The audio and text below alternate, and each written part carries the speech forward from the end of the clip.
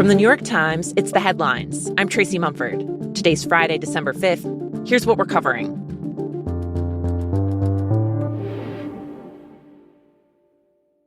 The Times has gotten access to newly available government data on hundreds of thousands of immigration arrests carried out by the Trump administration and found that most of the immigrants who've been arrested during crackdowns in major cities had no criminal record.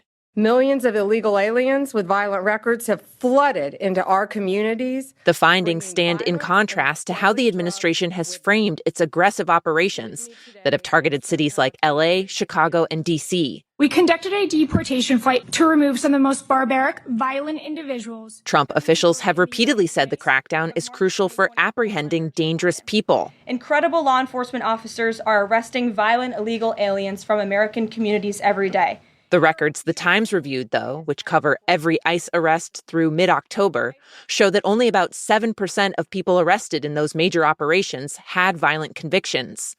Of the people who had nonviolent convictions, the most common were for driving under the influence and other traffic offenses. Overall, the share of immigrants with criminal records that ICE has arrested under the Trump administration is considerably lower than it was under the Biden administration. That could be in part because Trump officials have been casting a much wider net, arresting people at Home Depots and schools, at airports, and green card interviews. Notably, the data shows that earlier this year, when the Supreme Court gave the green light for immigration officers to use race and ethnicity as factors in who they can stop and question, the arrests of people without a criminal history jumped.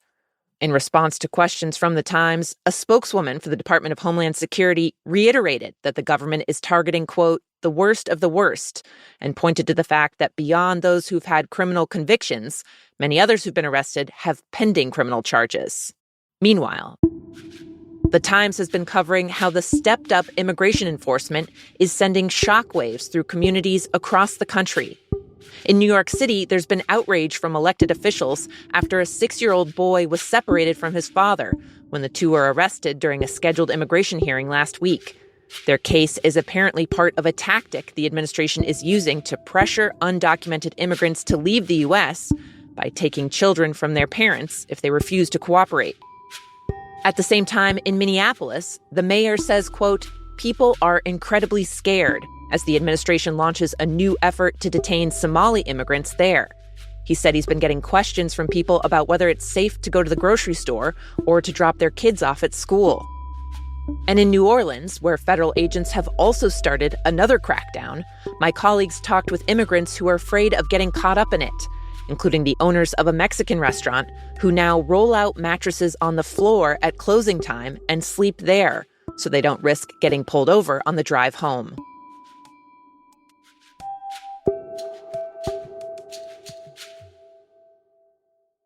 Now, a few more updates on the Trump administration.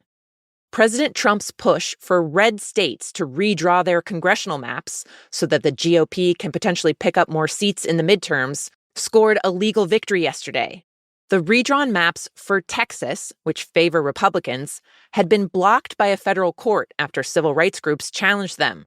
But the Supreme Court has now overturned that in response to an emergency application from Texas lawmakers. That clears the way for the state to use those maps in next year's elections. Also, at the Capitol, lawmakers were shown video of one of the U.S. strikes on an alleged drug smuggling boat in the Caribbean, amid questions about whether that strike and the many that have followed are legal. What I saw in that room was one of the most troubling things I've seen in my time in public service. Representative Jim Himes and other Democrats said they were alarmed after watching footage from early September of the military killing 2 survivors who were in the water after an initial U.S. strike. Any American who sees the video that I saw will see the United States military attacking shipwrecked sailors. The Pentagon's Law of War manual prohibits firing on those who are shipwrecked. But the admiral who ordered the strike is said to have told lawmakers it was lawful because the purported risk of cocaine might have remained with part of the boat still afloat. And the survivors could have been communicating with another boat, though the video doesn't appear to show that happening. I want to thank Admiral Bradley and General Kane for coming to brief about the strikes on September 2nd, which were righteous strikes. Some Republicans, meanwhile, said they supported the attack after viewing the footage, with Senator Tom Cotton saying it was, quote, exactly what we'd expect our military commanders to do. And lastly, thank you all for being here for this critical investigation we've been working on for a very long time. We deeply appreciate it. The FBI announced that they've arrested a suspect in a case that's presented a years-long mystery and sparked rampant conspiracy theories. The question of who planted 2 pipe bombs in D.C. the night before the January 6th attack on the Capitol. Officials said they've now charged Brian Cole Jr., a 30-year-old man from Virginia, with putting explosives outside the national headquarters of the Republican and Democratic parties.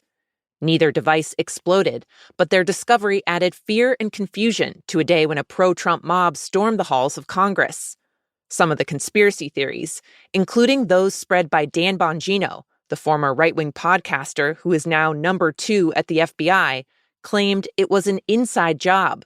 For the moment, investigators have not been able to determine the intent behind the bombs or why the suspect targeted both political parties.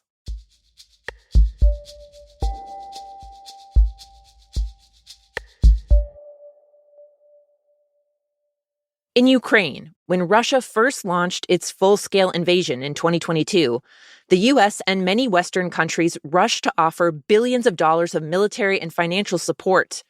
Given Ukraine's long history of government corruption, they did that with a crucial stipulation. They said there would have to be careful oversight of how that money was managed to prevent it from disappearing into the pockets of corrupt officials. But a new investigation from The Times has found that the Ukrainian government has systematically sabotaged the oversight system that its allies demanded. In documents and in interviews with about 20 officials, The Times found evidence that President Volodymyr Zelensky's administration stripped away guardrails by stacking oversight boards with loyalists or leaving them empty altogether. That paved the way for situations like the one in which members of Zelensky's own inner circle have recently been accused of siphoning off $100 million from a state-owned nuclear power company. The scandal is currently roiling Zelensky's government since the president ran on a platform of fighting corruption. An advisor to Zelensky declined to comment. Amid Ukraine's ongoing corruption issues, European leaders have privately criticized how the country has failed to rein in the problem, but have continued to send resources. One Norwegian official told The Times, quote, "We do care about good governance, but we have to accept that risk because it's war," adding, "Ukraine is defending Europe from Russian attacks."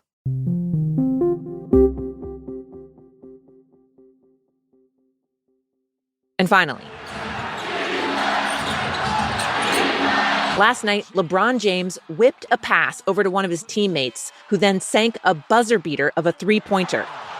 For the Lakers, it was a victory. But for James, the game marked an end to one of the wildest streaks in sports history. In every single regular season game that James has played in since 2007, he has scored at least 10 points.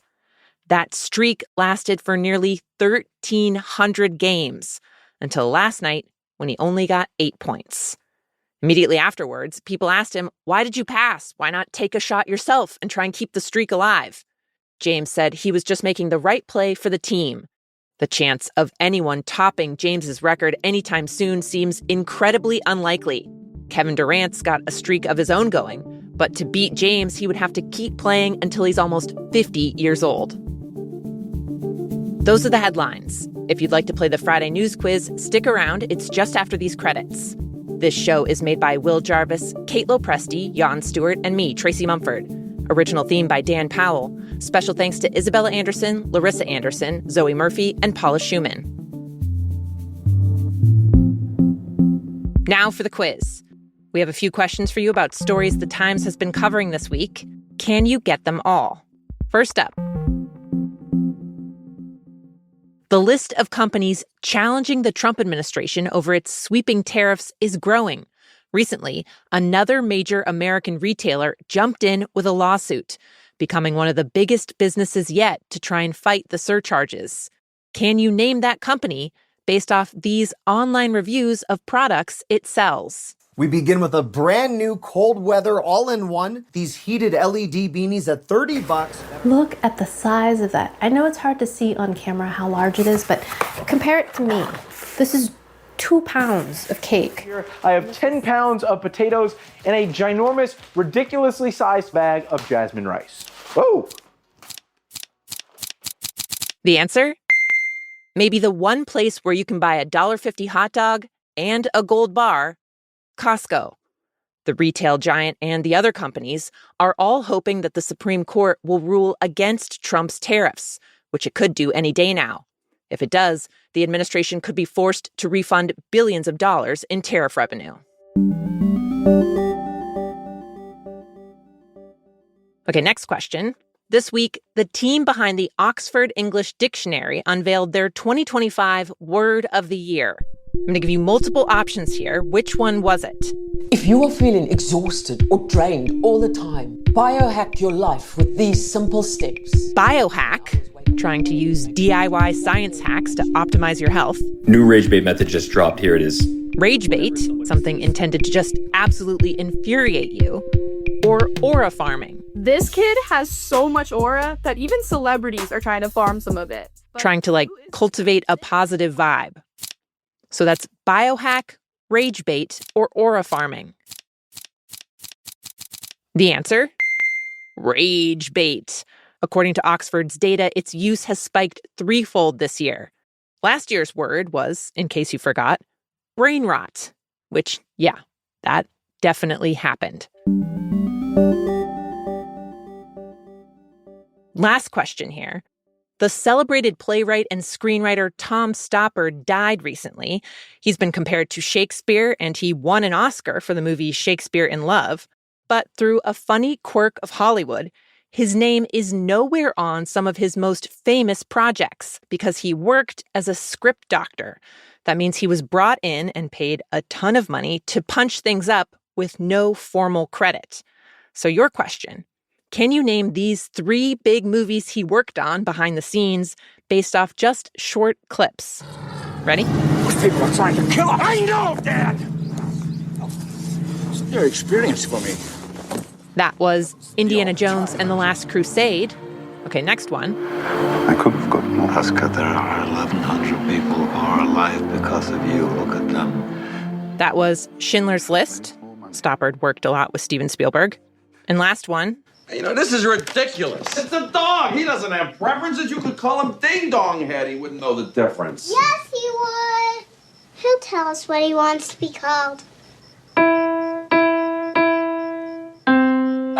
That is Beethoven, the movie about the gigantic St. Bernard, because Stoppard had range. While getting secretly rewritten could ruffle some feathers, one of the screenwriters whose project he hopped onto told The Guardian once, if you're going to be rewritten by anybody, Stoppard's the one. That is it for the news quiz. If you want to tell us how you did, our email is theheadlines@nytimes.com. I'm Tracy Mumford. The Headlines will be back on Monday with my colleague Will Jarvis. I will see you Tuesday.